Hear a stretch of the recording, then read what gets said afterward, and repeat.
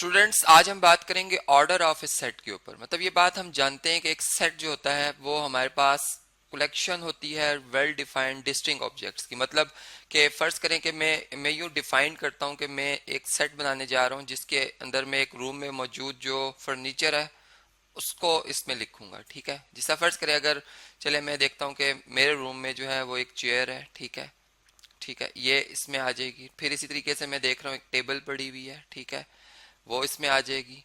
फिर इसी तरीके से फर्ज करें मैं ये देखता हूँ कि जो है एक बेड है। ठीक है, वो आ जाएगा।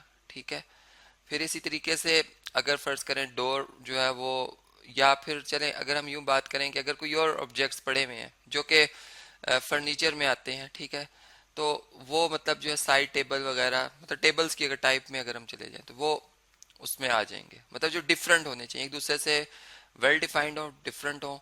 तो ये एक हमारे पास जो कलेक्शन बनेगी, इसको अगर हम जो है वो इस ब्रेसेस में रख लें। ठीक है, मतलब जो मिडल ब्रैकेट होती है या बटरफ्लाई ब्रैकेट होती है, इसके अंदर अगर हम रख लें। ठीक है, और इसे कैपिटल अल्फाबेट से रिप्रेजेंट करें तो एक सेट होता है। ठीक है, अब इस सेट का जो ऑर्डर होता है वो बेसिकली ये होता है कि इसके अंदर मौजूद कितने एलिमेंट्स या कितने इसके अरकान हैं। ठीक है, तो इसके जो मेंबर्स हैं 3 है।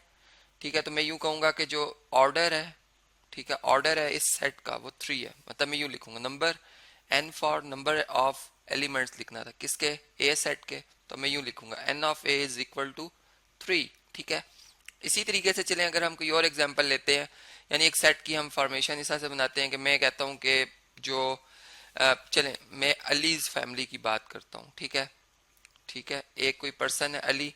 अब उसके जो घर में मौजूद उसके फैमिली मेंबर्स हैं, मतलब जो उस घर में रहते हैं, मैं उसका एक सेट बना रहा हूँ। ठीक है, उसमें एक अली आएगा। ठीक है, फिर फर्ज करें उसका एक भाई है, ब्रदर है उसका बिलाल, वो आएगा। ठीक है, फिर फर्ज करें उसकी एक सिस्टर है। ठीक है, फातिमा, वो आएंगी।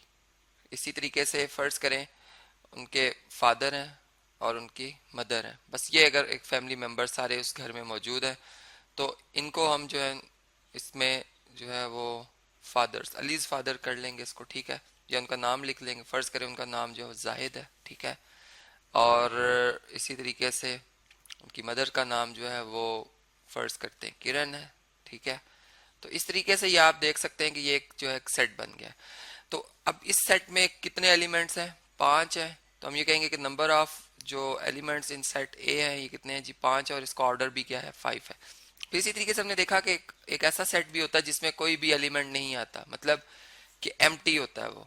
अब एम्प्टी सेट को हम इस तरह भी जाहिर कर रहे होते हैं, या फिर हम जो है इसको इस तरह से 0 या ओ, इसका ओ लिख कर, ठीक है, और इसके ऊपर 2 डॉट डाल देते हैं। ठीक है, या फिर हम 5 से भी रिप्रेजेंट कर सकते हैं। ये एम्प्टी सेट की रिप्रेजेंटेशन है।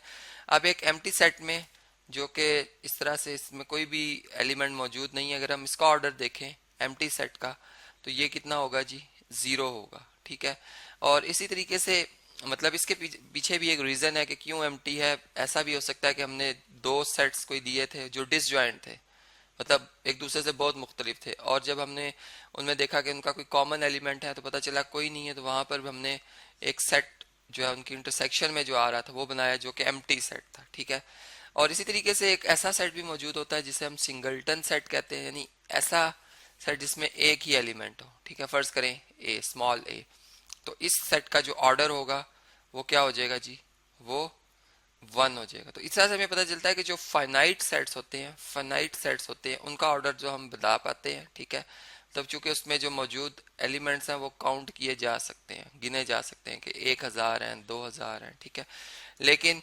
बाद सेट ऐसे होते हैं जो इन्फिनिट होते हैं, इन्फिनाइट होते हैं। ठीक है, तो उनके लिए फिर हम जो है उनका ऑर्डर बस इस तरह से बता देते हैं कि ये इन्फिनाइट सेट है। ठीक है, इसके एलिमेंट्स हम नहीं बता पाते कि कितने इसमें इस सेट में मौजूद है। इस तरह से हमने देखा कि ऑर्डर ऑफ ए सेट क्या होता है।